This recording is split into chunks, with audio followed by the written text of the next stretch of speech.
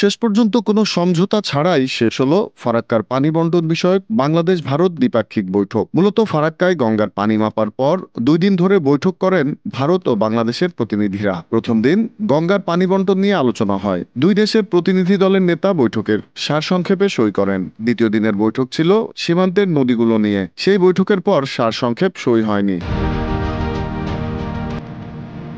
বাংলাদেশের প্রতিনিধি দলের নেতা মোহাম্মদ আবুল হোসেন বলেছেন, পরিকল্পনা মতো আমাদের বৈঠক হয়েছে, এর থেকে বেশি কিছু এই মুহূর্তে বলা সম্ভব নয়। অবশ্য ভারতের পক্ষ থেকে কেউ মুখ খোলেনি। বৈঠক শেষ হওয়ার পর সাংবাদিক সম্মেলনও হয়নি। গঙ্গা পানি বণ্টন চুক্তি মেনে পানি ভাগাভাগি হচ্ছে কিনা তা দেখতে প্রতি বছর বাংলাদেশ থেকে ভারতে যান প্রতিনিধিরা। এবছর 4 মার্চ ফারাক্কায় গিয়ে পানি মাপার পর তারা জানিয়েছিলেন ভাগাভাগি নিয়ে তারা সন্তুষ্ট। যদিও তারা এটাও জানান এবছর পানি কম থাকার জন্য দুদেশই পানি কম পাচ্ছে। যে নিউজ, ঢাকা।